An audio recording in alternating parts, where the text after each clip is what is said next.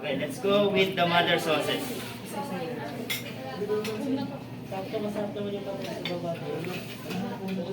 Huwag natin ang butter.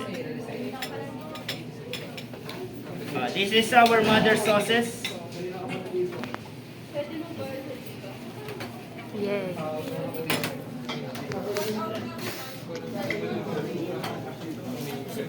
Favorite oil.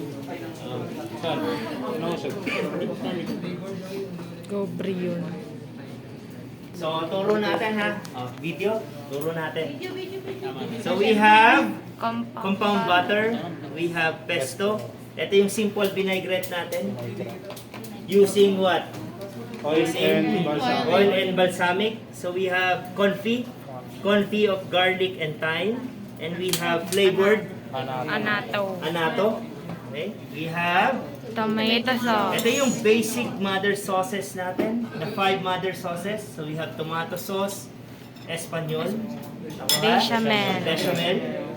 Velouté. So fish velouté. Next Hollandaise. is the Hollandaise. Ito yung isang Hollandaise nating variation. Velouté na variation. Okay? Tapos yung supreme from the bechamel. Okay, ito naman, kapag nireduce natin, this is what we call demi-glace. Okay, ito naman, yung tomato sauce natin, lagyan natin ng cream, that's tomato cream sauce. Now, pwede tayong mag-combine. So, from bechamel to tomato, ito ang lalabas. Nakuha? Sa Hollandaise natin, sample, ito. Then, we will do a running test of the poached egg. So, ano yung poached egg natin? Dapat runny. Okay, so tingnan natin yung runny. Dapat tatakbo yan.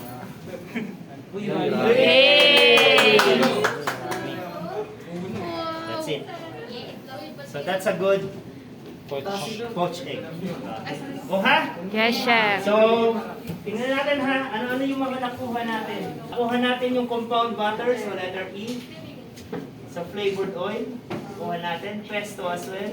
Anato. Okay. Yung anato as well. Ayun po yung spray. AFD. Diyan sa board. Then we have the bechamel, we have the velouté, we have the tomato, we have Hollandaise, pesto ulit. Dito naman, we have the vinaigrette, we have poached egg. Wala pa tayo nito, pasta wala pa.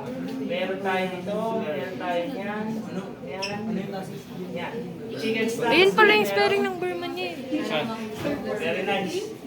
Yung flip side. So ano na tayo? Ba flavored oil? Flipping the egg, mamaya, and the pasta. Yay. Ikaw muna.